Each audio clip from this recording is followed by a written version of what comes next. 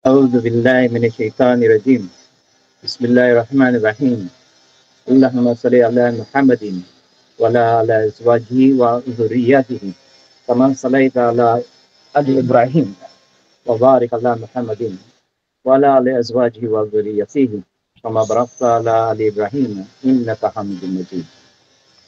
السلام عليكم ورحمة الله وبركاته. Babasa. Depende sa pag-aaral ng pagbasa ng Quran. At yung mga batas nun, lalo na yung kung saan mo siya hihinto, saan ka magpapahinga, hihinga ka ba, o hihinto ka lang at ibibitin mo, hindi ka hihinga, o hahabaan mo ang pagbasa, yun yung mga batas na tinatawag sa tajwid. So, importante, napaka-importante na alam natin ang Arabika at saka ang tajwid. Bali, ang magiging pag-aaral natin ay iba-ibang subject. So ngayon, ang subject natin ngayon ay Basic Arabic. Next week, Tarbiyah. Ibig sabihin ng Tarbiyah, nurturing, yung pampalakas ng iman.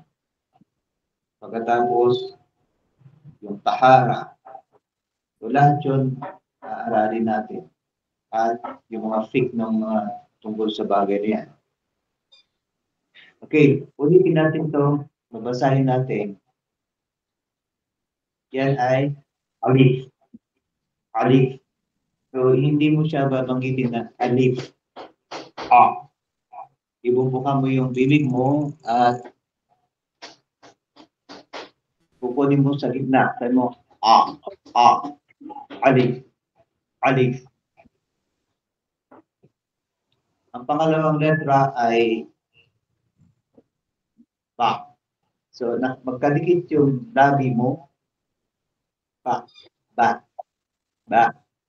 Ba. No? Bumukas siya. Ba. Nakasara yung labi mo, tapos bumuka. Ba. Ta. Simple lang. Ta. Ta.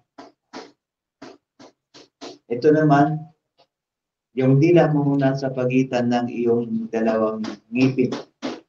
Sa gitna. Ta. Ta. Ito naman ay Jim. Medyo yung muso mo tumutulis pero pabilog. Jim. Ito ay Ha. May hangin na lumalabas na kasama nagagaling sa ibabaw ng dila mo. Ha. Ha.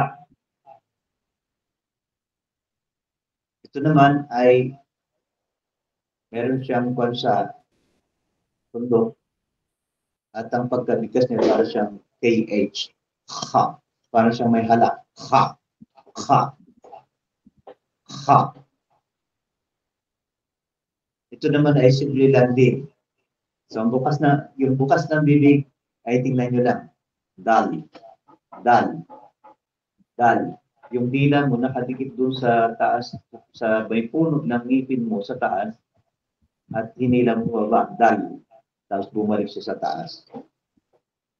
Ito naman, yung may tuldok ay yung dila mo nasa pagitan din ng dila. Dal. Dal. Dal. Dal. Ito naman sumunod ay binilog mo ang bibig mo. Ra. Ra. Ra. Sumunod yung may tundok, kapareho siya ng ra. Ang basa sa kanya ay zay. Zay. Para siyang letter Z. Zay. At ang sumunod ay sin. Simple lang, para ka lang bumiti. Sin. Sin. Sumunod, may tundok na tatlo. Ang bigkas dyan ay shin. Shin. Ito naman sumunod, strong. May nauna ng S bago mo banggitin sumunod na S. Ang pangalan niya, Sod. Sod. Yung may tundok ay strong D. Dod. Dod. Dod. Yung kanina, simple lang yung dalawang tundok, ta. Ito naman, strong. To. To. To. Itong sumunod ay meron siyang tundok.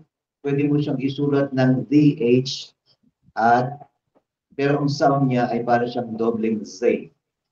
So mayroong hangin lumalabas sa gilid ng bibig mo. So ganito ang pagbigkas niya. Zap. Zap. Zap. Ito naman, wala siyang katumbas sa English. Dito siya nagagaling sa gitna ng throat. Ain. Ain. Ain.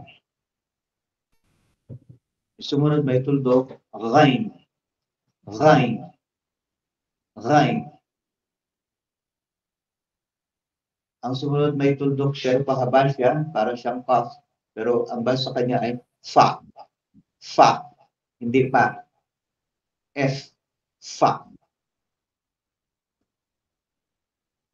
Ito naman, dalawang tundok sa ibabaw, pero ang buntod niya bumaba sa ilalim. Cough. Magbilog ang bibig. Cough. Cough. Parang sabi mo, coffee. Coffee. Cough. Ito naman sumunod ay light lang siya. Calf. Calf. Ang sumunod ay lang. Lang. Sunod ay ni. So yung bibig mo, yung labi mo, magkadikit siya. Pagkatapos bumukas at sumara uli. Ni. Ni. Sumunod naman, may tundok na isang noon. Noon. So nag-around yung muso mo. Noon. Ang sumunod ay galing sa bottom naman ng throat. Ha. Ha. Ha. Yung isa, ha. Ha. Ito naman, ha. Ha. Sunod ay wow. Wow. At ang panghuli, ang tinatawag na yeah. Yeah. At si Hamza, ang karagdagan. Hamza. So, kailan masaulo nyo ng sunod-sunod itong Arabic alphabet? Ito ang mga counterparts niya sa English. Ang basa dyan ay hindi alif. Kasi mayroon siyang hamsa sa ibabaw. Okay? Kapag siya ay nilagyan ng hamsa sa ibabaw, so yung isa ay alif. At yung isa mayroong hamza. Yung walang hamza, ang basa sa kanya ay alif. Pero yung mayroong hamza, ang basa sa kanya ay a. Okay? Kapag nasa ilalim si hamza, siya ay i. At kapag mayroon siyang dhamma sa ibabaw, siya ay u.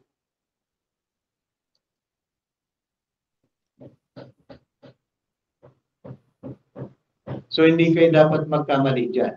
Kapag wala siyang sign, walang sign na nakalagay, kay alif, siya ay alif. Pero kapag ka nagkaroon na siya sa ibabaw, sa ilalim, hindi mo na siya pwedeng basahin na alif. Babasahin mo na siya, depende sa pagkakalagay ng harakat kung nasaan siya, sa ibabaw o nasa ilalim. So, i-assume natin na ito ay si alif.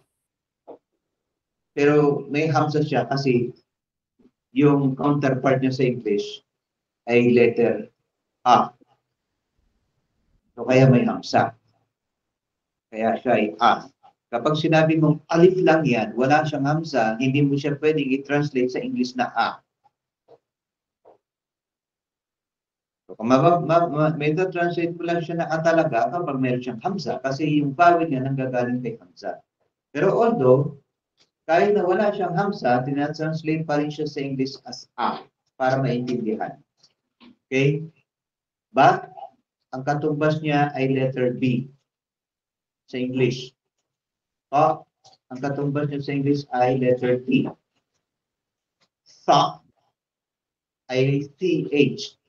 So, paano ang sound niya? Parang katulad ng ng sinulat mo. Ang sabi mo, ang sound niya ay magiging ganito. So, kapag binasa mo siya, sabi mo, both. Both. So, yun ang sound niya, both. Para TH, both. Sa. Sumunod naman ay Jean. Katumbas niya ay J. Ha. Counterpart niya ay H. Ha. KH. KH. Ha. Yung dal ay letter D. At yung zal na may tuldok ay DH. At yung ra ay R. Kaya kung hindi nyo masundan, walang problema kasi ipopost ko siya dyan sa GC para ma-review nyo. Okay, next one, yung may tuldok na parang ra ay Zai. Ang counterpart niya ay Z, letter Z. Sin, letter S sa English. Shin, SH sa English. Sod, strong S or double S. Vod, strong D or double D. Kaya doon sa Quran, kailan kung paano yung letra, yun ang pagbasa. Katulad yan. Ito, strong T. Ho. Ho. Pwede siyang double T or strong T. Za. Pwede siyang ZZ or DH. Malaking D niya, H. Pwede siyang basahin na gano'n. Pero ang sound niya kasi, para siyang dalawang Z. Although, ang translation niya sa English ay ganito. DH.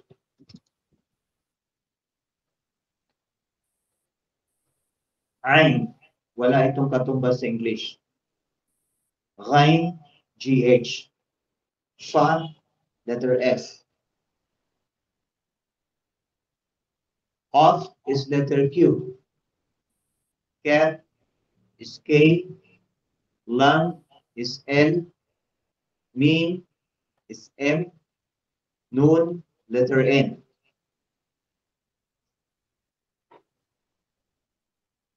Ha is letter H din.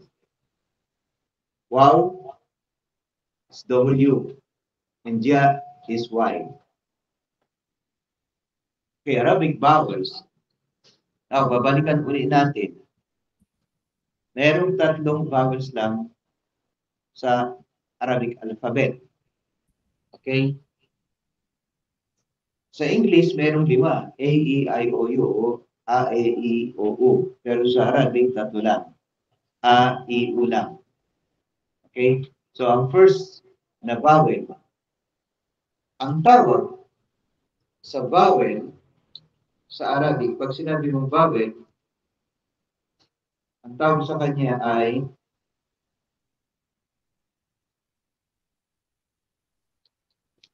haraka. Okay?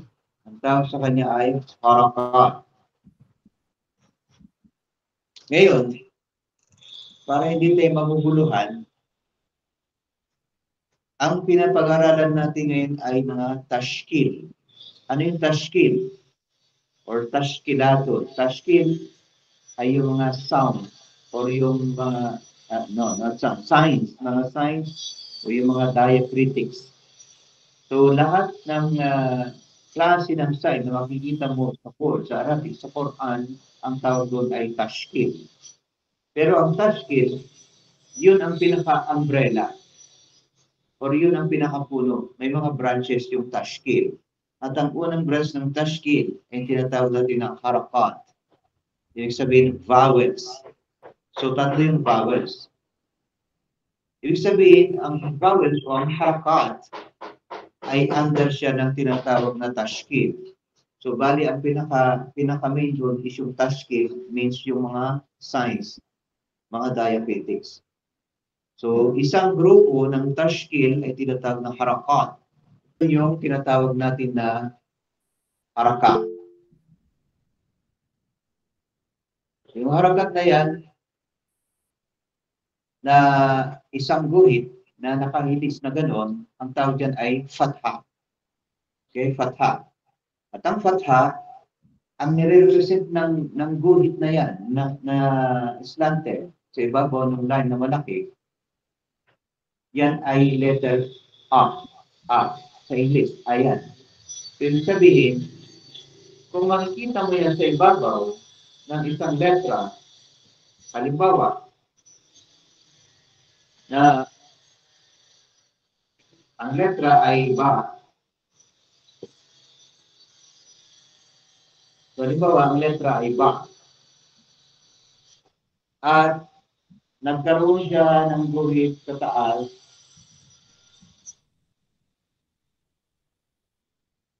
ang magiging basa dyan ay ba. Kapag wala siyang guhit, ang pangalan niya ay ba. Yan ang pangalan niya, ba. Pero kapag nagkaroon na siyang guhit, ang basa na sa kanya ay ba. Okay? So, ibig sabihin, yung fatha, ang nire-represent ng fatha ay letrang A. Yun ang unang-unang vowel o unang-unang harakat. Ibig sabihin ng harakat, vowel. Harakat, vowel. Harakat, vowels. Pangalawa, ay yung tinatawag natin na fatha. Kasra. Okay. Ang next is yung kasra. Nasa ilalim naman ng guhit na malaki, yung line na naka-slant, ang nire-represent naman yan ay letter E. Hindi A yan. E. At hindi rin A yung una, kundi A. Yung kasra ay E. At yung guhit na malaki na nakikita nyo dyan sa ibabaw ng slanted line, ang nagre-represent yan ng letter. So, kanina, ginamit natin is ba at nagkaroon siya ng fatha, kaya binasa siya na ba. Ngayon, same letter, gagamitin natin yung letrang ba.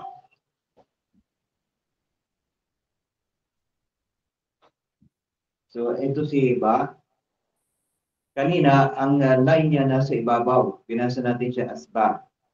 So, ito si ba. Lalagyan natin siya ng kasra sa ilalim. So, ayun siya. Meron siyang kasra. Ang magiging basa ngayon sa kanya ay B. Okay, magiging basa sa kanya ay B. Ibig sabihin, ang kasra ay letrang E. At ang panghuli ay tinatawag natin na dhamma. Ang dhamma, para siyang bilog na may buntot. Nasa ibabaw siya ng letra. Ang nire-represent naman niya ay letter U. U. Hindi U, kundi U. So, walang letter U sa Arabic. U. Ang basa doon ay U. Kaya kapag ang letra, so ito si ba, Kanina nilagyan natin ng fatha, naging ma. Nilagyan natin ng kasra, naging di. Kapag nilagyan natin siya ngayon ng dhamma, ang maging basa sa kanya ay bu. Okay? So, yun lamang ang tatlong klase ng haraka sa Arabic alphabet. A, I, U. Meron din tayong tinatawag na no vowel sign sa Arabic. At ang tawag din ay sukun. So, ang sukun, wala kang makikitang kahit na anong sign sa letter. Kapag ka-independent letter siya, halimbawa, siya ay letter ba. So, ba lang siya. Kung siya ay dal, dal. Kung siya ay sin, sin. So, kung independent letter, babasahin mo siya sa pangalan niya. Kaya lang, kung nasa root na siya ng word at meron siyang sukun, mamamatay ang sound niya. Okay, so paano mangyayari? Ang sukun nag-indicate ng letter ay wala siyang vowel. So kapag walang vowel, hindi mo siya mababasa. Kaya, dead sound siya. So katulad nito, makikita nyo dyan, ang unang letter ay letter mi na mayroong fatha. Ayan. So siya ay si mim na mayroong fatha, kaya ang basa kanya ay ma. At ito naman, si dal, mayroong sukun. So hindi mo siya mababasa na dal. Hindi mo rin siya mababasa ang da, di, or du. Kapag siya ay may sukun, independently, ang basa kanya ay id. Id. Kung siya ay sin, ang basa ay is. Kung siya ay qaf, ang basa kanya ay ik. So, independently, yung may sukun, ang basa kanya ay id, yung dal. Itong sumunod ay ra, na mayroong fatha. So, yung fatha, nag-represent ng letter A. Kaya itong si ra, plus fatha, ang basa ay ra. Susunod na letter ay si sin. Si sin ay mayroong fatha.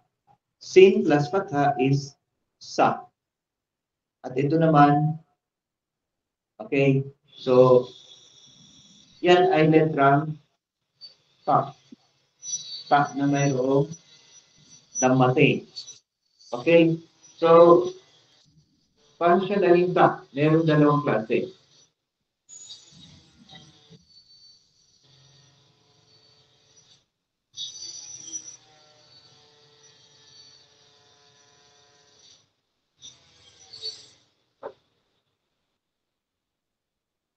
So, makikita nyo dito sa whiteboard, dalawang may tundok sa ibabaw.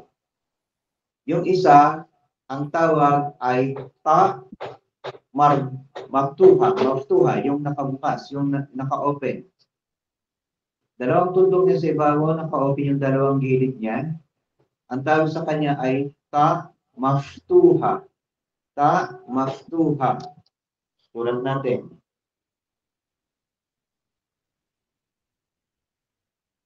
Ay ta maftuha.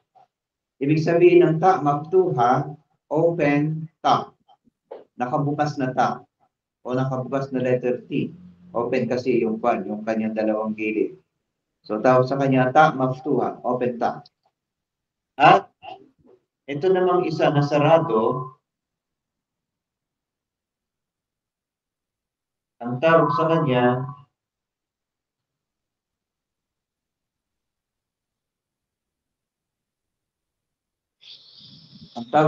ay ta marbuta.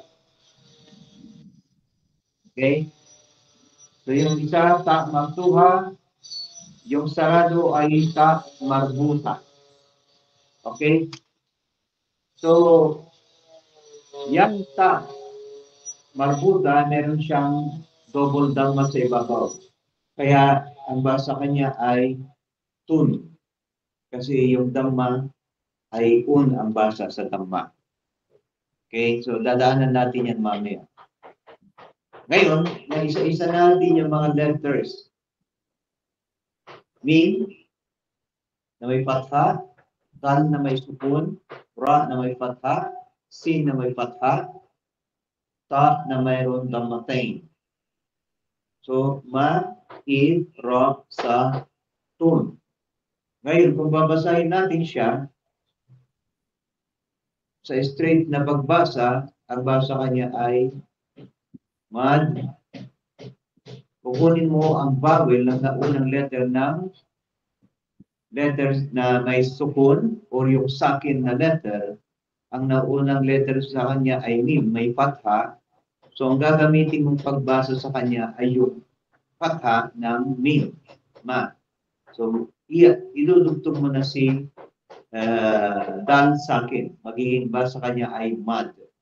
Mad, rasatul. So, yan ang basa dyan. Mad, rasatul.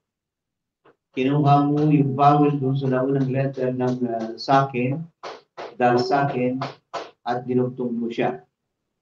Kung ang mim ay mayroong kasra, ang basa dun ay midrasatul. At kung meron naman siyang dhamma, mudrasatul. So, ibig sabihin, ang mga sakin letters ay nagdedepende ng pagbasa sa nauunang letter na mayroong dalang vowel. So, yun ang tatandaan nyo. Nakadepende ang vowel ng letter na sakin sa sinusundan niyang letter na mayroong dalang vowel. Okay. So, yun. Sa tashkil, nadaanan na natin yung harakat. A, I, O. So, isang branch ng tashkil, yung harakat. Pangalawang branch niya is yung sukun. So, yun, patatapos natin. So, nakadalawa na tayo na group ng tashkil. Group ng harakat at saka yung sukun.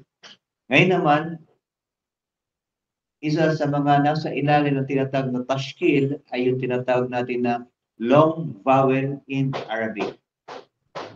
Long vowel, ibig sabihin ng long vowel, so tatlo lang naman ang vowel, A, I, U. Kapag sinabi mong A, I, U, yun ang tinatawag na short vowel kasi ang bigkas niya, single count lang. 1. No? A. 1. I. 1. U. So, tinatawag siyang short vowel kasi single count lang. Ngayon, ano ba itong long vowel? Paano natin ma-identify?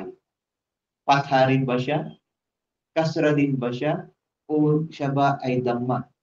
At binabasa rin ba siya ng A, I, U? O A, I, U? So, kasi sabi mo, long vowel, ibig sabihin mahaba yung vowel. So, alam na natin yung harakat ay single vowel. A, I, U. 1 count. Ngayon, ito namang long vowel, ang tawag sa kanya ay mad. Mad. Yung mad, ibig sabihin, ang basa dyan, mad. Hindi mad. Mali yun. Ang basaan, mad. Dahil ang dulo niya ay dalawang D. So kapag translate mo siya sa English, magiging ganito ang pagkakasulat niya. Ganyan. Mad. Okay? Kaya ang basa is mad. Nag-i-echo. So yun tinatawag natin na qalqala. Nag-i-echo yung last sound. Ang mad ay yung tinatawag na long vowel. Pag sinabi mong mad, long vowel. Bakit kailangan natin maintindihan yung mad at ma-identify yung long vowel sa short vowel? Ano ba ang pagkakaiba nun? Hindi pagkakaiba. Ang dapat tanong doon, ano ba ang problema kung magkakaroon ng short vowel at saka long vowel kung pareho naman ang tunog? So, ang tamang tanong doon, ano ang problema? Hindi ano ang pagkakaiba. Kasi pag sinabi mo, anong problema, ibig sabihin, mabigat ang dahilan. Na dapat, kapag long vowel ang basa. Kapag short vowel ang basa. Hindi mo pwedeng gagamitin ang short vowel sa long vowel. Kahit na pareho siya ng tunog. Okay. Like for example, yan, nakikita nyo dyan sa slide. Ang letrang yan ay qaf na mayroong fatha. So, ang basa kanya ay qa. Qa. Tapos, meron siyang alif. na nakadugtong sa fa. Ang tawag sa alif na yan ay hindi alif, kundi ang tawag sa kanya ay mad alif. Ano ang katungkulan ni mad alif?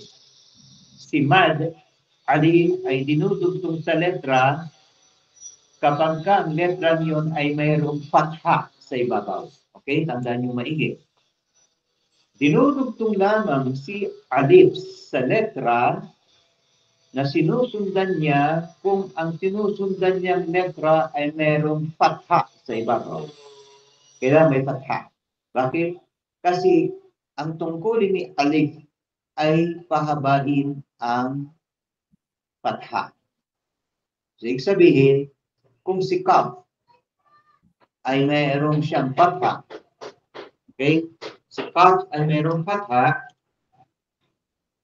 ang basa sa kanya ay qa.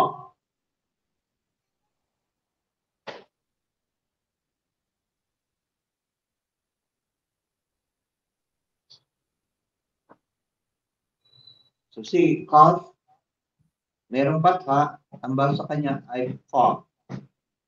Okay? Ngayon, kapag dinugtungan mo siya ng alif, ayan, nagkaroon ng alif. Yung alif na yan ang tinatawag na mad alif. Ang ibig sabihin ng mad alif ay papahabain niya yung fatha ng dalawang counts. So, ang basa mo sa kanya nung una ay qa. Ngayon, dahil nagkaroon na siya ng mad alif, magiging ang basa mo sa kanya ay qa. Bumaba siya ng dalawang count. Ano naman ang problema nun? Kung bumaba ang sound niya, ay parehas lang naman ang tunog. Ang problema ay makikita natin mamaya. Okay? So sa simula dyan, walang problema. Pero yung sumunod na letter, yung lang ay mayroong fatha. So silang, meron siyang fatha. Ayun sila, mayroong fatha. So ibig sabihin, ang basa kay lang na may fatha ay lang. Single lang yung kanya, lang. Kaya kapag binasa mo yan, ang salitang yan, ang basa dyan ay la. La. So, ibig sabihin yung dalawang kanya, pero yung lang, isa lang ang kanyang pata, kaya ang basa kanya, isang count lang. La. Okay? Ngayon, ito yung second word. Si count mayroong fatha, so meron na siyang isang a, qa. Tapos meron siyang mad, alif, pinahaba niya si fatha, kaya ang basa mo dun ay qa. Ngayon, ang sumunod na letter ay silang. Silang ay merong fatha. At yung nasa buntod nilang ay alif. So, ibig sabihin ngayon, kung alif yung nakadugtong kay lang at silang ay mayroong fatha, ang magiging basa ngayon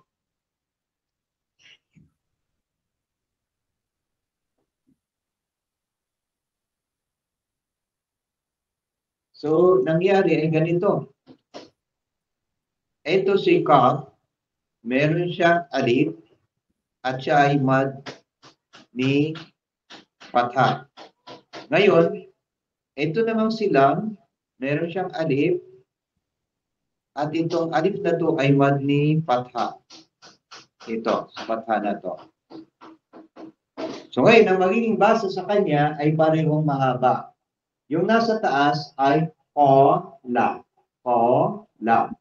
May sila yung la. Pero yung sa baba, ang basa ay la. Halos magkapareho ng tunog. Pero ano ang problema doon? Hindi pagkakaiba, kundi ano ang problema? Yung la, ang ibig sabihin ng la ay sinabi ng isang lalaki. La, sinabi ng isang lalaki. yung qala, nagkaroon ng mad yung lang, qala, sinabi ng dalawang lalaki o higit pa. So yun ang malaking pagkakaiba.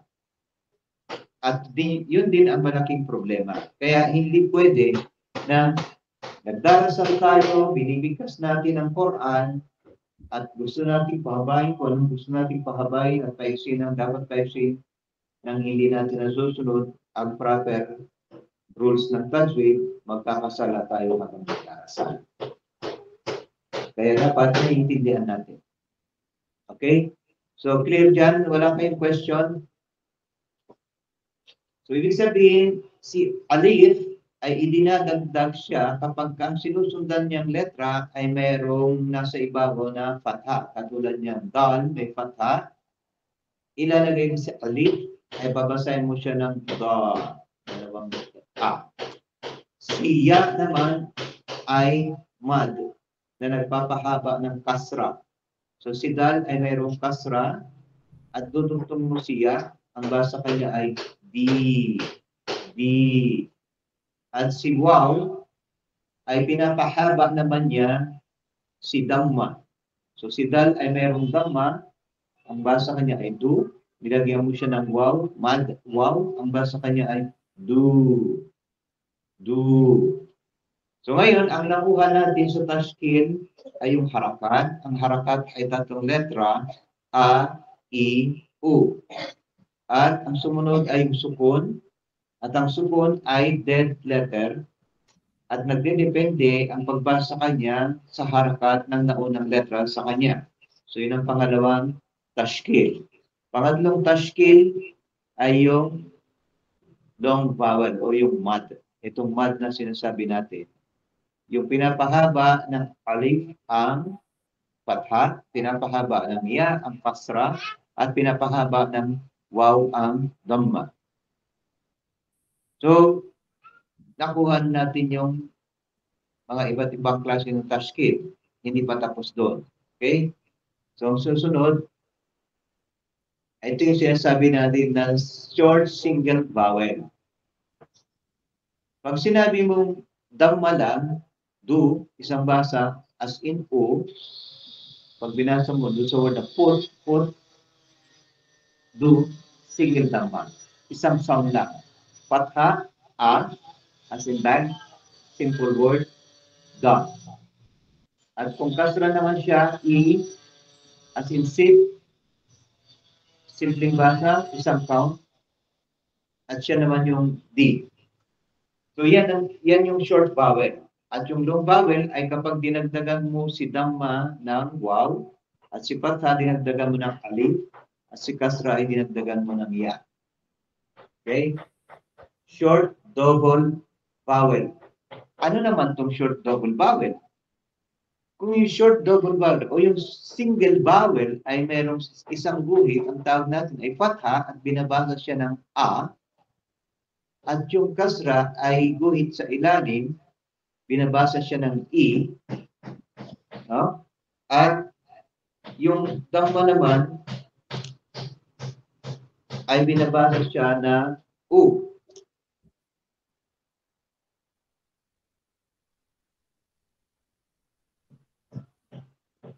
So, ibig sabihin, kapag patha, isang guhit, A,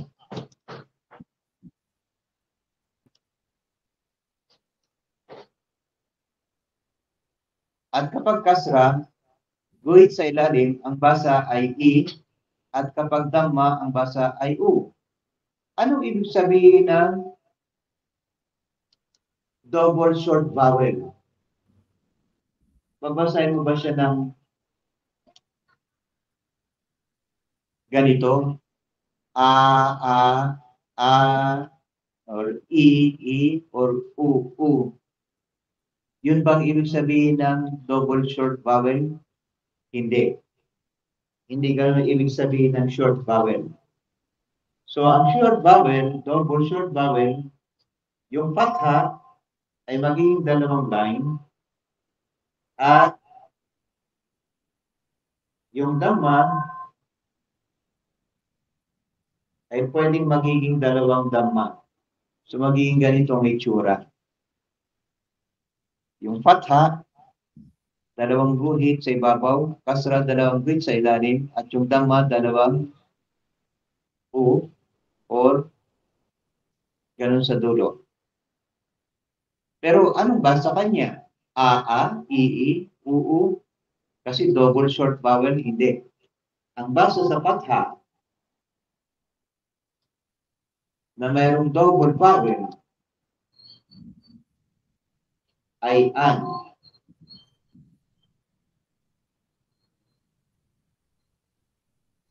So yung double fatha, ang basa sa kanya ay an. At yung kasra, ang basa kanya ay in. At yung dhamma, ang basa kanya ay un. Okay? Double short vowel, dalawang fatha, ang basa ay an.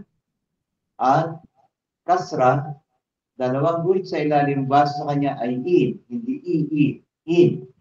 At dalawang dhamma, ang basa sa kanya ay un. Okay? So, makikita niyo dyan sa slide, isang dal, yung dal na letra, ay meron siyang dhamatan or dhamating. So, yung sabihin, yung dhamma ay o. Pero dahil double dhamma siya, hindi mo siya babasahin na du-u. Hindi ka na nabasa, hindi magiging double na u.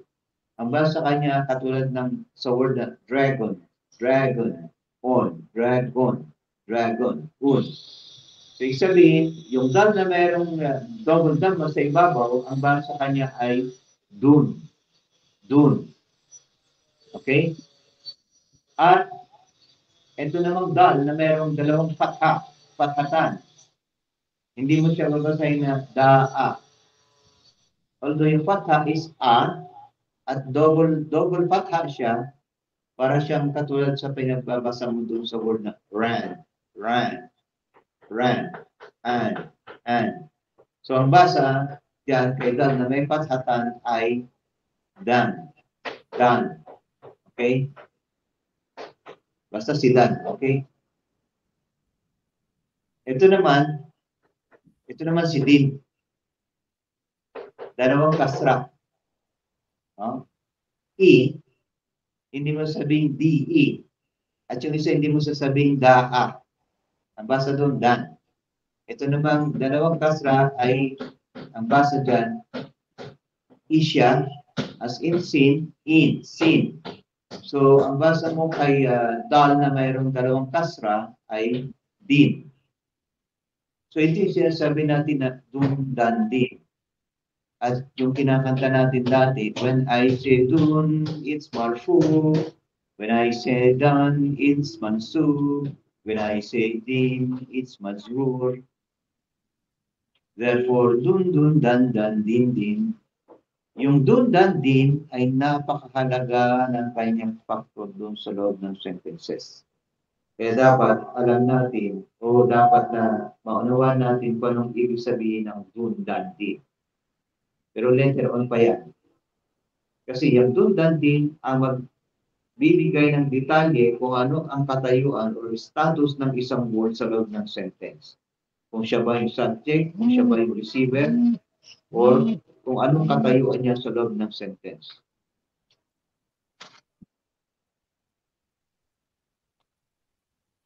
Okay, so yan yung double short vowel. Ang basa sa double short vowel ay un, an, in. Letters with short vowel naman. Okay, basahin natin to. Tingnan natin, sundan niyo ako. Babasahin natin, susundan niyo ako para makabisado natin. Ang basa dyan ay u. Short vowel yan, u.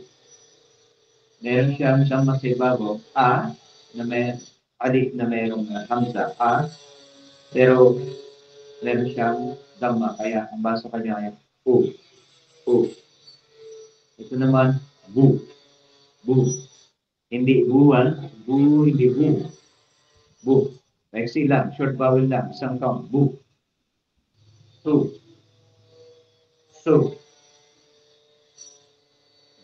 Ju,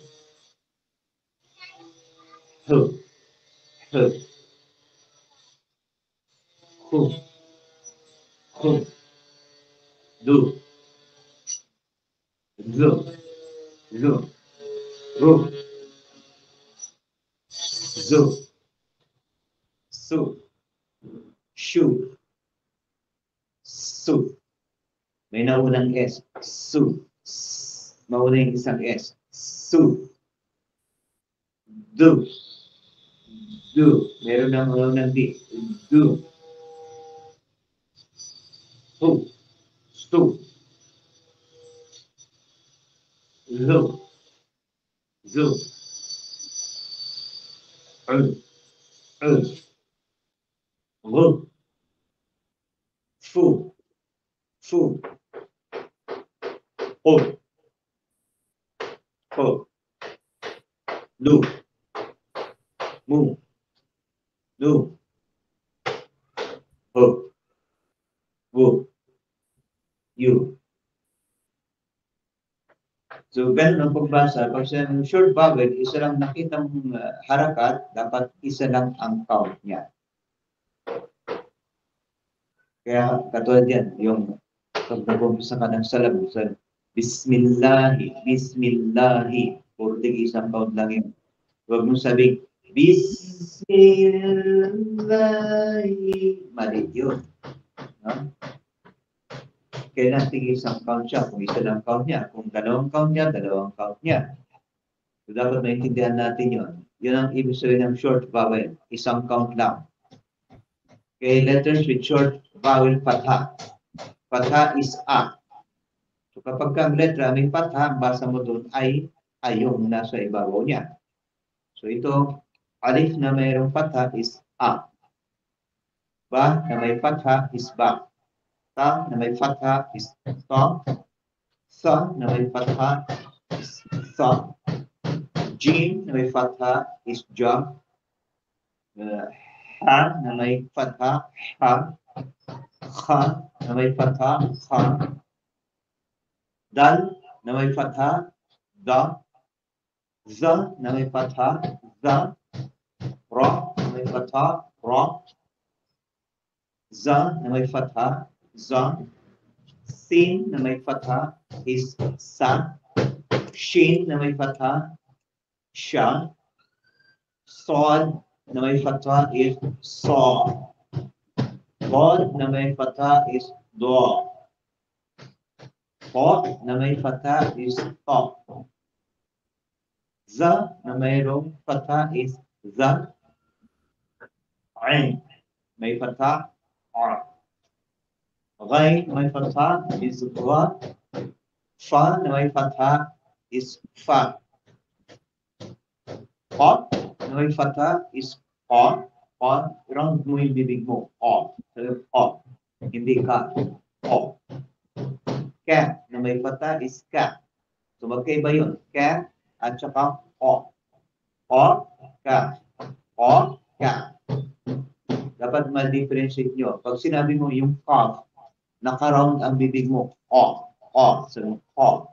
Yung isa, Ka.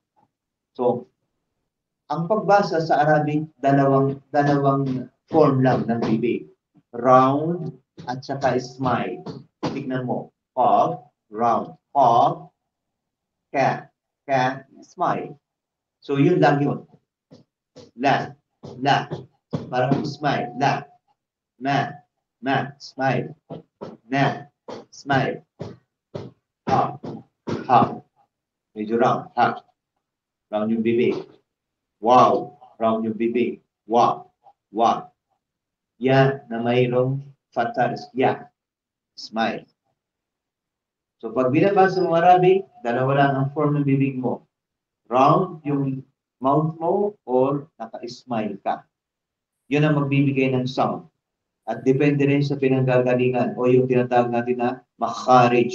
Makharij yung pinanggalingan ng sound. Pwede manggaling ang sound ng letra sa bottom of the throat, middle of the throat, top of the throat, jaw, yung emptiness ng mouth, sa lips. Pwede manggaling siya sa pagitan ng ngipin o kaya doon sa ilong.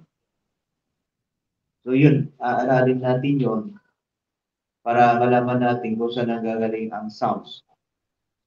Okay. Letters with short vowel kasra. Kasra. Kasra naman is yung letter E. So kapag ka nakita mo ang guhit ng letter ay nasa ilalim, yun ay kasra. So yan, si Alif, nasa ilalim niya yung guhit, kaya siya ang basa sa kanya ay E. E. E. Si Ba na may kasra ay B. Si Ta na mayroong kasra ay T. Ta na mayroong kasra, C. Jim, mayroong kasra, G. Ha na may kasra is He. Kha na mayroong kasra is Khe.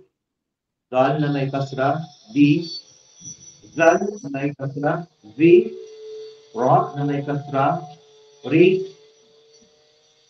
Zay na may kasra, Z. Sin na may kasra, Si. Shin na may kasra, Shi.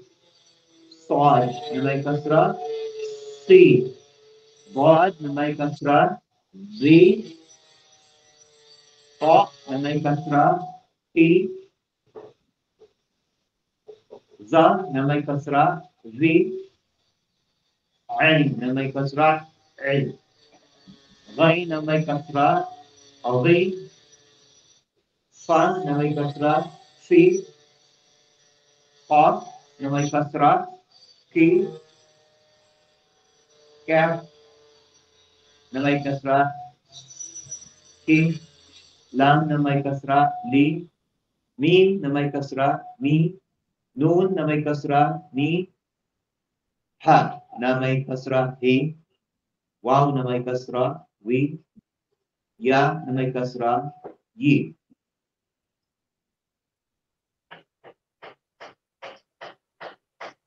So this is yung tinatawag natin na merong double dhamma o dalawang dhamma. Ang tawag sa kanya ay dhammatain or dhammatan. Either way, dhammatan or dhammatain. Ibig sabihin, kalau sa dhammatan or dhammatain, ain, ibig sabihin, dalawa. So yan, ang sign niya ay nasa ibabaw at tinatawag siyang dhammatain. So ang basa dito ngayon, ang basa dyan ay hindi kundi un. No? Dahil siya sa dhamma, double dhamma, siya ay uu, pero hindi naman siya binabasang u, kundi ang basa kanya ay un. Kaya yan, alif na yan, ang basa kanya ay un. Ito naman ba na may dhammatain ay bun, ta na may dhammatain ay tun, sa na may dhammatain sun, jim na may dhammatain jun, ha na mayroong dhammatain hun, kha na may dhammatain khun, dal na may dhammatain dun, zal na may dhammatain dun, ra na may dhammatain run, zay na may dhammatain zun, sin na may dhammatain sun, shin na may dhammatain shun, sod na may dhammatain sun, dod na may dhammatain dun, to na may dhammatain ton, za na may dhammatain zon, ay na may dhammatain an, agay na may dhammatain run, fa na may dhammatain fun, pa na may dhammatain kon, kef na may dhammatain kun, lam na may dhammatain lun, min na may dhammatain mun, nun na may dhammatain nun, ha na may dhammatain hun, waw na may dhammatain wun, at ya na may dhammatain yun. Okay. So, pagka nakita nyo ay double dhamma, automatic ang basa doon ay un. Wala nang ibang basa doon. Basta un ang dulo doon. Ano man letter ang nandun doon, un ang basa doon. Ngunit, pagdating sa tajwid, magdedepende pa rin ang bigkas niya sa sumusunod na letra kung ang letrang sumusunod ay mayroong batas ng tinatawag na gunna. Pero huwag niyo munang intindihin yun. Ang isipin niyo lang muna, basta nakita niyo ang bangmateng, ang basa sa kanya ay un. Kung siya ay ta, may tamateng dun. Kung siya ay dal, may tamateng dun. So yun lang muna ang focus niyo. Ganun pagbasa doon. Ngayon, kung ang letra naman mayroong tinatawag na fathatan or double fatha or double na vowel na fatha, ito naman ang pagbasa niya. Okay. So, bakit ganito siya? Anong basa dito? Ang basa diyan ay yan ay si Hamza. So, sino ba ang may sound? Si Alif o si Hamza? Ang may sound ay si Hamza, hindi si Alif. Okay? Ngayon, si Hamza, siya ang magdadala ng tinatawag na fathatan. Fathatain. Kaya si Hamza ang babasahin mo na an. An. Ngayon, bakit mayroong alif sa dulo ng fathatan o sa dulo ng letra? Bakit mayroon siyang alif? Ano mang letra sa Arabic na mayroong double damma sa ibabaw, automatic dapat mayroon siyang mayroon siyang alif sa nakasunod sa kanya. Kasi yun ang spelling rule. So, ang may sound dito ay si Hamza at siya ang nagkaroon ng fathatan, siya ang binabasa ng an. An. At si Ali na nandiyan dyan ay siya naman yung tumatayo na sa Arabic rules na kapag ka mayroong ganyan dalawang fathatan, dapat mayroong alif na kasunod. So, ibig sabihin, kapag si ba ay may fathatan, dapat mayroon siyang kasunod na alif. Ayun. So, si ba, mayroon siyang fathatan, ban ang tawag sa kanya, ngunit dapat, by spelling rules, mayroon siyang kasunod na alif. Eh, paano naman si ta? Si ta, mayroong fathatan, automatic mayroon din siyang alif. Ayun. So, si ta, mayroong fathatan, on, pero spelling rule, dapat mayroong alif. And so on. Ta, may fathatan, fan. Ja, may fathatan, John. Ha, may fathatan, Han. Ha, may fathatan, Han. Dan, may fathatan, Don. Pero teka, bakit ganun? Si Ha at saka si Ha, nakadugtong si Alif. Pero si Dan, hindi nakadugtong si Alif sa kanya. Bakit? Dahil si Dal, si Alif, si Ra, at saka si Waw, si Zal. So yung anim na letra na tinatawag natin na naughty letters ay pwedeng dumugtong pero hindi pwedeng dugtungan ng kahit na sino. Okay? So kaya si Dal ay isa sa anim na letra na hindi pwedeng dugtungan. Kaya si Alif ay hindi pwedeng dumugtong kay Dal. Bakit? Kasi ang mangyayari, kapag si Dal ay dinugtungan ni Alif, wala nang ganyang letra sa Arabic. Kaya hindi pwede. Okay? Clear?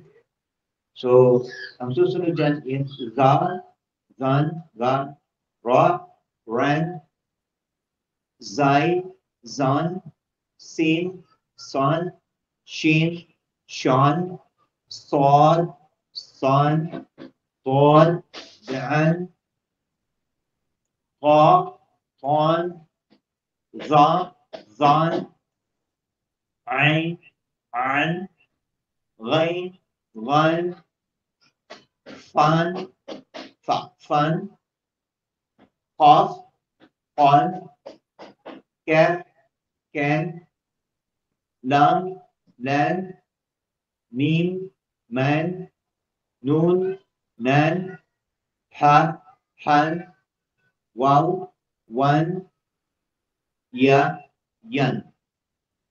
Okay? So, tatandaan nyo yun. Pag mayroong double fatha, siya ibabasahin mo as an, ngunit lagi siyang may kasamang alif sa dulo. Okay? Yun ang spelling rule.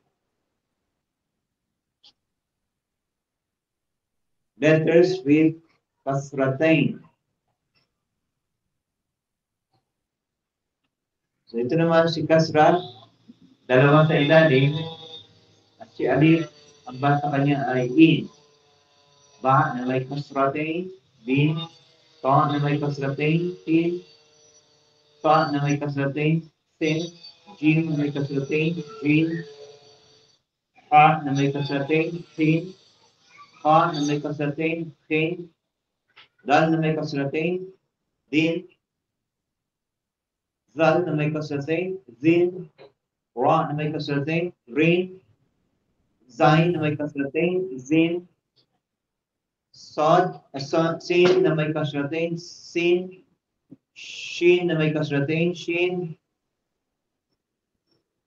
sod na may kasratain, sin, god na may kasratain, din, ko na may kasratain, tin, za na may kasratain, zain, ain na may kasratain, ain, wa na may kasratain, ozain, fa na may kasratain, fin, qaf na may kasratain, kin, cat na may kasratain, kin, lam na may kasratain, lin, mim na may kasratain, min, nun na may kasratain, nin, pa na may kasratain, hin, wow na may kasratain, win, ya na may kasratain, yin. Okay. So, ako natin yung short vowel at saka yung long vowel with kasra, dhamma, at saka fatha. So, in-expect ko, hindi na kayo maliligaw doon kasi inisa-isa natin siya. Kaya dapat ma-perfect niyo yun.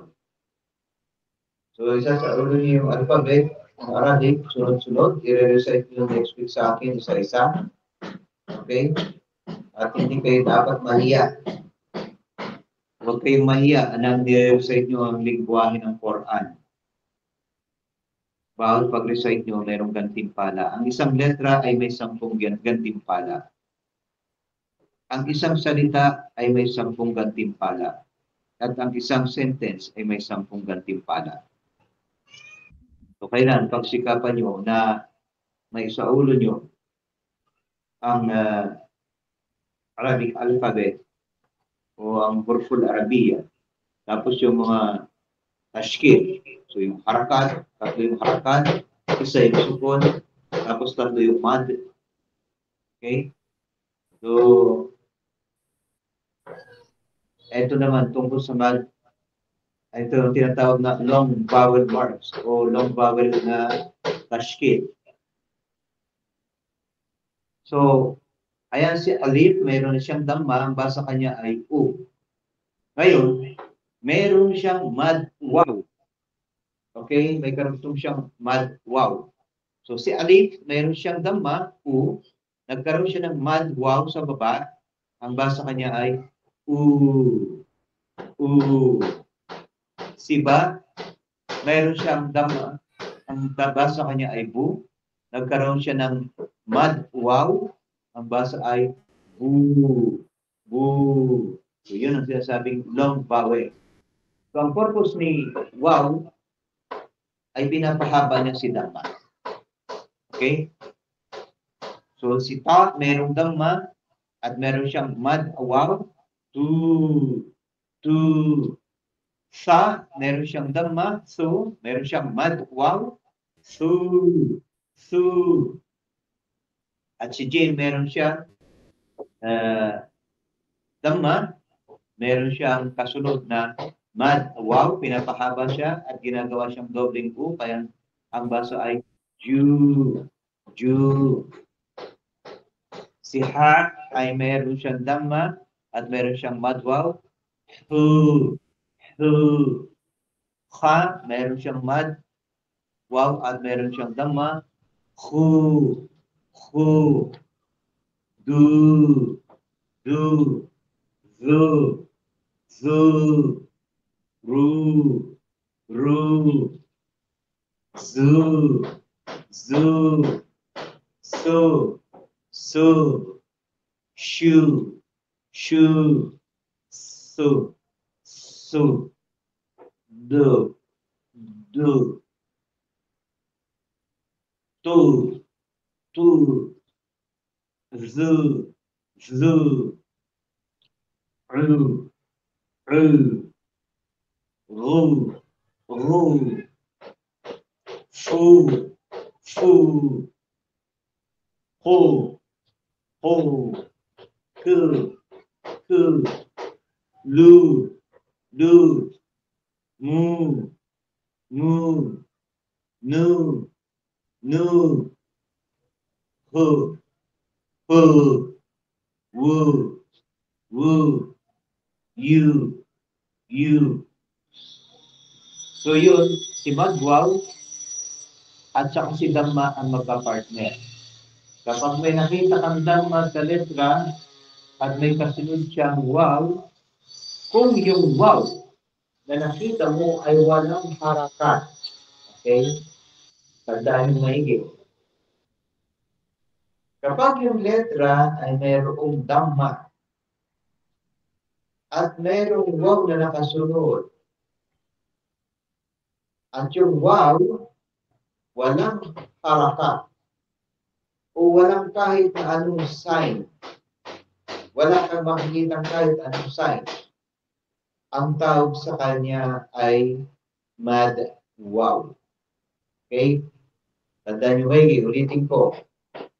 Kapag ang letra ay mayroong Dhamma sa ibabaw at may kasunod siyang wow, at ang wow ay walang harakat, walang kahit na anong sign na makikita na nakadikit sa kanya o nakapatong sa kanya, ang tawag sa kanya ay mad wow. Ibig sabihin, pampahaba siya ng Dhamma. Ngunit, kung si wow, yung letra, halimbawa, yung letra ay mayroong Dhamma. Pagkatapos, kasunod niya si wow, pero si wow ay mayroong harakat. So, halimbawa, ganito. Si dal ay mayroong Dhamma. Tapos kasunod niya si wow. Hindi mad si wow dyan. Kasi meron siyang patha. So, anong ibig sabihin kapag ka merong nakitang sign kay wow, hindi siya mad wow. Siya si wow mismo. Kaya ang magiging basa dyan ay duwa. Duwa. Hindi du. Okay? Tandaan nyo maigi. Kapag si wow ay sumusunod sa letrang may Dhamma at siya ay mayroong harakat o kahit na anong sign, hindi siya mad wow. Kailangan mo siyang basahin. Okay? At ganun din, ito, si Alif naman, ayan. So, pinag-usapan natin dito is long vowel marks na Alif. Tingnan natin yung pangalawang letra. Ba. Okay, maliwanag ito. Si ba may patha, may kasunod na Alif. Kasi si Alif, pinapahaba niya si patha. So, ang tawag kay Alif dyan ay mad Alif. Ang pinapahaba ni Alif ay si patha. Pero bakit yung naunang letra ay si Alif wala naman siyang fatha na pinapahaba. Ano ang basa dito sa naunang letra kay Alif? Ang basa sa kanya ay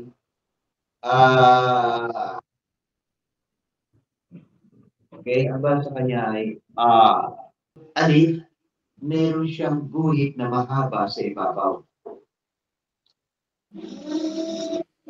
Yung guhit na nasa ibabaw, ang tawag doon ay sign ng mud. Mud sign na mismo yun. So, ibig sabihin, si Alif, kapag meron siyang mud sa ibabaw, ay elongated na siya. So, minimum, ang count niya is 2. Maximum, 4. So, pwede mo siyang basahin na o kaya dalawang counts. So, hindi na kailangan mag-elongate pa kasi ang elongation niya na mismo is yung mud. Okay? So, yung unang letra, meron na siyang sign na pang-elongated. So, ibig sabihin nun, babasahin mo siya ng pahaba na.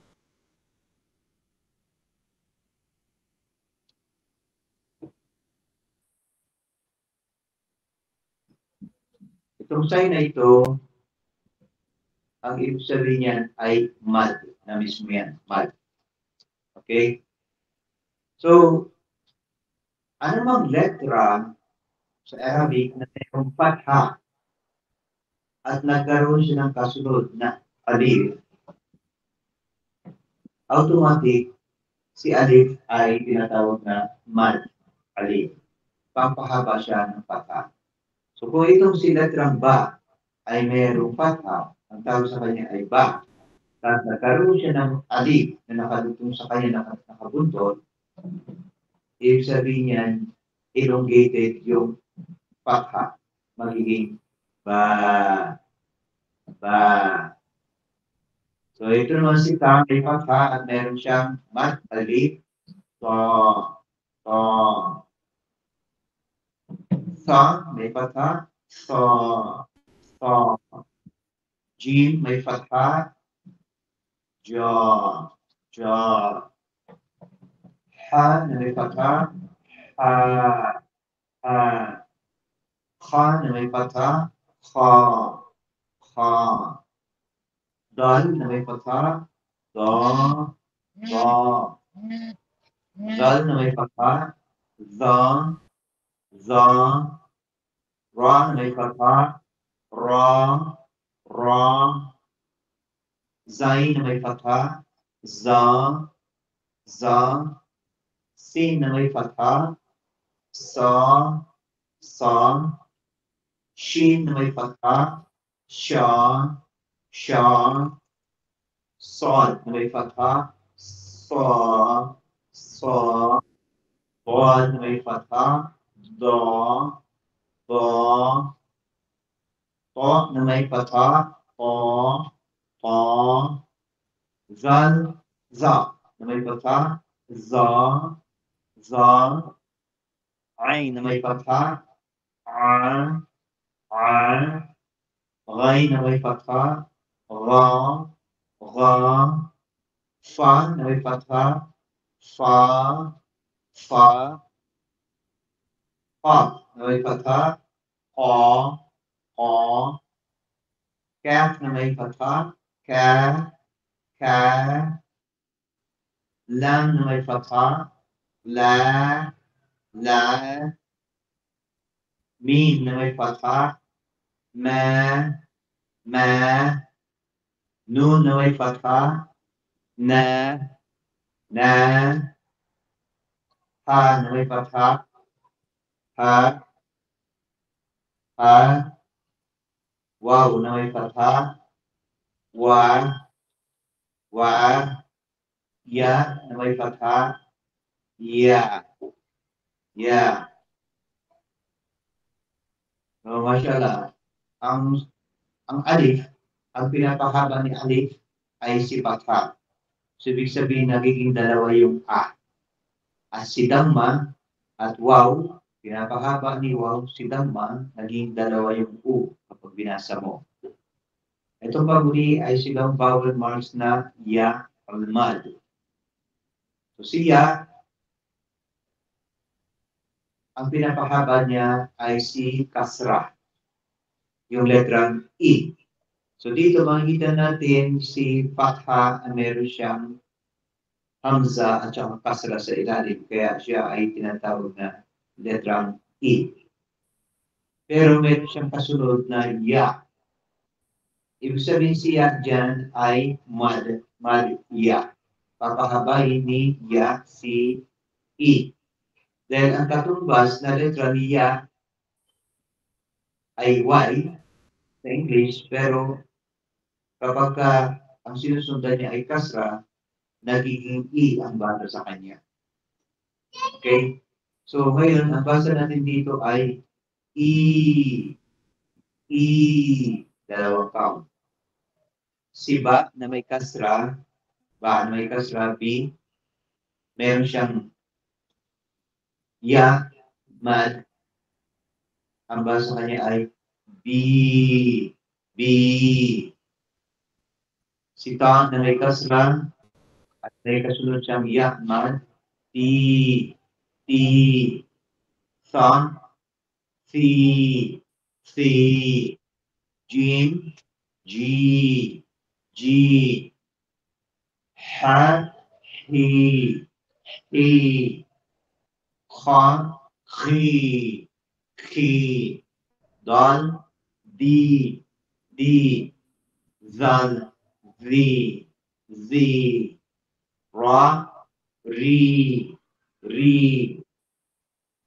zai, zi, sin, shi, shin, she, son, si, don, di, ta, ti, za, zi, ain, ri, fine, ri, fa, fi, ha, ki, cat, ki, lan, li, min, mi, nun, ni, ha, he,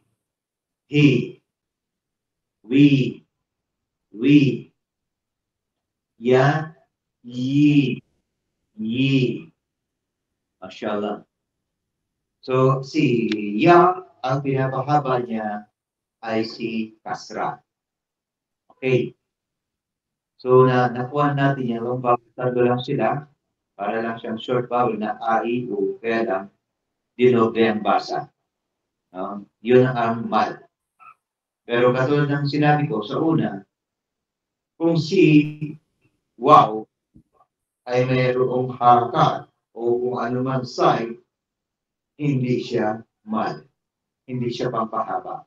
Ganon din si alif at saka siya.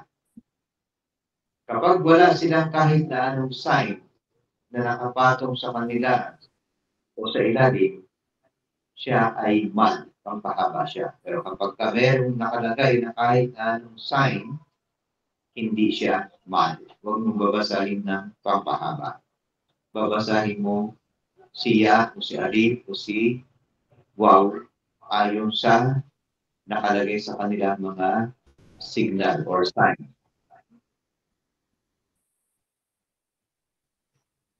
Okay. So, sa bawat Arabic words, dapat na matatandaan natin kung ano yung mga Arabic words at kung anong kahulugan. Dapat nasa puso natin kung anong mga yon. Kasi useless ang Arabic mo kung hindi mo alam ang kahulugan ng mga sinasabi mo. Katulad ng iba niyan. Okay. Dito, ang tema natin dito is yung sukun. Sukun is yung letrang patay. So, makikita natin dyan sa slide ay nakasulat dyan letter min na may fatha, sin na may sukun, yung kulay-pula, meron siya dito, sukun siya, sakin. Sin, sakin. Sin na may sukun. Jim na mayroong kasra, at dal na mayroong dalmating. So kung babasahin natin siya individually, min na may fatha is ma. Tapos yung kulay-pula na may sukun ay sin na may sukun, ang basa kanya ay is. At yung jim na mayroong tundok sa ilalim, jim, may kasra, siya ay G. At yung dal, meron siyang tamating, ang basa kanya ay dun. Ngayon, kung pagsasama-samahin natin siya, kukunin natin ang vowel sa naunang letra ng sin sakin. So, yung sin na may sukun, may naunang letra, yun ay min, at meron siyang fatha. So, kukunin natin ang vowel sound ng naunang letra, yung sound ng vowel niya, kung siya ay fatha o kasra o tama. Kaya, idudugtong mo ngayon si sin doon sa vowel niya. Ang basa kanya ay mas, mas, mas. So, patay yung letra, pero ginawa yung vowel ng min as fatha, mas. Tapos susunod mo yung jim at saka yung tun. Mas jidun. Mas jidun. So, ano yung mas jidun? Mas jidun or masjid. Masjidun, moske. Yung sinasalaan ng mga Muslim, no? Masjidun. Okay? Yan naman, ba na may fatha, ya na may sukun, at ka na may damating. So, ang basa dyan ay baitun. Baitun. Ibig sabihin ng baitun ay house. Baitun. Pero pagka sinabi mong the house, al-baitun. Pero yun ay later on, aaralin natin bakit siya nagiging ganon. So ngayon, puro un lang muna tayo. Un. Masjidun, baitun, okay? Min. Min. Ibig sabihin ng min, from. So, min aina anta. Kung kausap ko ay lalaki, sabi ko, min aina anta. Taga saan ka? You are from where? Sasabihin naman niya, Ana minal Philippines. Ana minal Philippines. O Ana minal China. China. Ana minal Filistini. So, min is from. So, yung sukun ay, kung makikita mo, yung masjidun, nagbase ka doon sa unang vowel na nakalagay sa mim, mas. At yung patha yun. At dito sa baitun, sa patha pa rin, baitun. Ay, baitun. Min, kasra. Nagbase ka doon sa tunog ng kasra. Ang basa mo ay min. Min. Anfun. Anfun. Ano yung anfun? Anfun is yung ilong. Anfun. So, i-memorize nyo yung vocabulary na yan. Masjidun, baitun, min, anfun. So, masjid is yung mosque. Okay? Mosque. At yung baitun is house, min is from, anfun is nose. Okay? Next, tashdid. So, nakuha na natin yung harakat. Ang harakat ay A, I, O. At ito ay isang body ng tashkil. Pangalawa is yung sukun, yung patayang sound. At ito ay pangalawang bahagi ng tashkil. Pangatlong bahagi yung tinatawag natin na mad. Yung mad yung pampahaba, mad waw, mad alif, at saka mad ya. Ngayon naman, ay aaralin natin itong tashdid. Tashdid. Tashdid or shadda. Shadda. Ano ang sign ng shadda? Ang sign ng shadda ay yung letter W. So kapag nakita mo ang letter W, yan ang sign ng shadda. Okay? Anong ibig sabihin ng shadda? So katulad nito, ang letrang yan ay Qa. Yan ay Qa. At meron siyang kasra. Itong kasra nito ay pag-usay mo siya ngayon Ki, Ki, Ki. Tapos meron siyang Pa, pero meron siyang W. Ayun sinasabi natin na W sign. Yung W na yan, ang tinatawag na tashdid. Tashdid. Kapag may nakita kang W sa ibabaw ng letra, so itong letrang to ay Pa, at mayroon siyang W, ang tawag dito ay Pa na letter ay Ta mushaddad. Ta mushaddad. Ibig sabihin, itong letrang Ta ay doble. Yun ang ibig sabihin ng mushaddad or tashdid. Na itong Ta ay dalawang letra. Dalawang letrang ano? Dalawang Ta. Pero hindi mo makikita ng dalawang Ta siya. Isa lang nakalagay.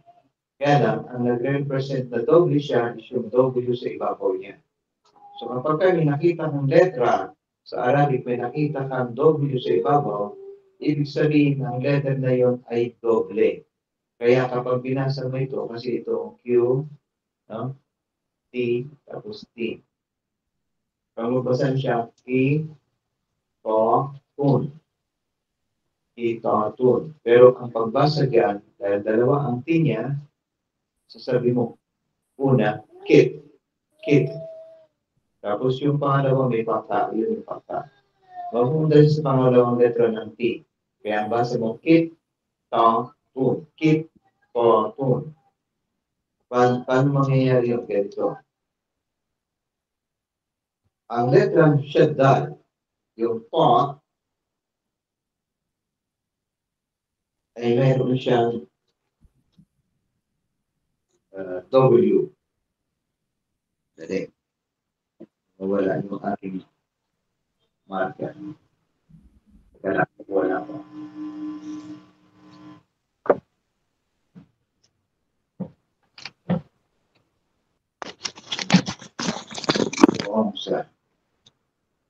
Okay. So kapag sinabing shaddad o mushaddad,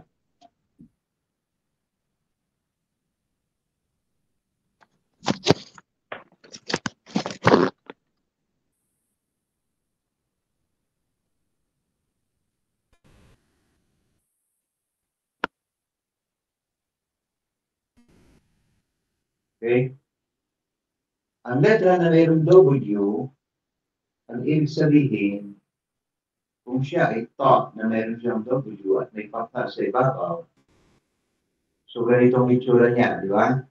Siya ay Ta, may W at mayroon siyang patha sa taas ng W. So isa yung patha doon ay letter A. At yung W ibig sabihin dalawang Ta. Kapag break down natin siya, magiging ganito ang itsura niya.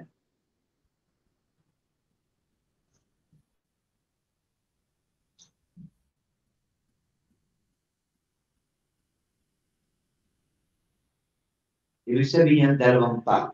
Yung isang Pa ay sakin, may sukun.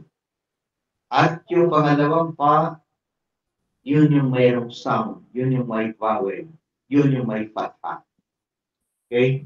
So, ibig sabihin niyan, kapag binasa mo siya, una mong babasahin dyan, idudugtong mo yung sakin na letter. So, yung unang letter ay Q, Kit. Dinugtong mo dito sa unang Ta. Yung Pa. Idudugtong mo siya dun sa unang letter, Kit.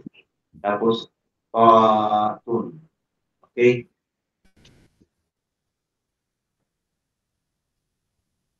So, ang basa dyan, ang basa sa kanya ay Kitotun. Kitotun, ibig sabihin nun, cat. Cat. Pusa. Okay, pangalawa is Batun. Batun. Ginawa ko yung bonus pa. Batun. Dog. Dubbun. Dubbun. Bear. Okay? So, ibig sabihin kapag shaddad, ang letter ay mayroong tashdid. Doble yung letter. Pero hindi mo siya sinusulat na doble. Parang katulad sa English. Sulat mo yung Mississippi. Mississippi, M-I-S-S-I. Kung binabasa mo siya, Mississippi. Pero pag binabasa ng mga tao sa bilang Mississippi, mali yung basa, Mississippi. Mississippi. So, doble yung letra. Sa Arabic, hindi mo makikita na magdodoble ang letra. Pero doble siya sa pamamagitan ng tinatawag na tashdid. So, ibig sabihin, yung tashdid ay dalawang letra ang nakapaloob sa letra na nakikita mo, pero iisa lang nakikita mo, kaya na binabasa mo siya ng dalawang ulit. Ang unang binabasa mo ay yung letra na may sukun at ang pangalawa is yung may harakat. Okay? So, yung tashdid. Bali, ang na-take up na natin sa mga tashkil ay yung harakat, yung sukun, yung short vowel, long vowel, yung shadda, tashdid. So, ito yung mga dapat natin tatandaan na kailangan kabisado natin siya. Kasi lahat ng nabanggit natin sa araw na ito, o sa pag-aaral natin ngayon, lahat yan ay makikita mo sa pagbuklat mo ng Quran. Makikita mo siya. Hindi siya mawala doon kasi siya ay bahagi ng Quran. At sila ang mga bumubuo sa batas ng Quran. Kaya kung hindi mo kabisado, mahirap ang kanta magbasa ng Quran. Kasi mag-iiba-iba ang pahulugan ng mga sinasabi mo. Kailangan, kabisado mo lahat yung tashkil para sa ganun kapag binasa mo ang Quran ay eksakto sa pahulugan niya. Hindi magbabago ang meaning. Kaya napakahalaga na dapat aralin natin ang Arabic. Hindi pwedeng nasa ulo lang natin yung Quran at sige na at tuloy-tuloy na ang pagbasa natin. So, hindi tama yun. Mali lang. Okay. Bukod doon sa mga tashkil na inaral natin, yan ay makikita mo sa loob ng Quran. Ngunit hindi siya natapos dyan. Mayroon pa tayong tinatawag na tajwid rules. At yung tajwid rules na yun, ang magsasabi sa iyo kung saan ka hihinto, paano babasahin, kung ikaw ay hihina, o mag-i-echo ba yung salita mo o hindi.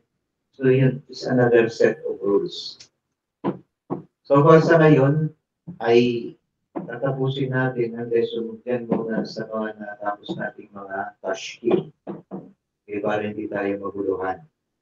Ang gagawin natin, okay, ipopost ko itong inaral natin ngayon dyan sa GC at re-reviewin nyo. Okay, re-reviewin nyo siya, aralin nyo siya ulit, isa-isa nyo, at i-remind nyo sarili nyo kung tungkol saan ang mga yon. Bago natin pasukin itong tinatawag natin naughty letters. Ito ang tinatawag sa susunod natin ito, titikapin. So, ang mahalaga ngayon, nasa ulo niyo yung Arabic, i-recite ito sa atin sa next Sunday. Pagkatapos, aralin niyo itong lesson natin ngayon, ipopost ko siya. So, reviewin niyo. At pagkatapos niyan, magkakaroon tayo ng small quiz. Okay? Pagkatapos saka natin aaralin yung susunod na lesson. So, ang susunod na lesson is yung tinatawag natin na note. Pagkatapos may mga susunod pa na mga ibang lessons. So, kung interesado kayo na aralin at matutuhan ang mga ito, ay mag-join na kayo pa nito. Ngunit, hindi ko na uulitin yung lesson. Ibig sabihin, kung ano yung nadaanan natin ngayon, tapos na tayo doon. Review na lang. Tapos quiz.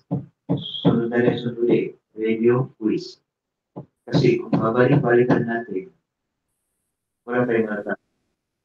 So, tayo na moving on tayo sa pag-aaral, maririnig pa rin natin yung mga quizzes kasi kasama sila palagi sa lesson. Hindi sila. Okay?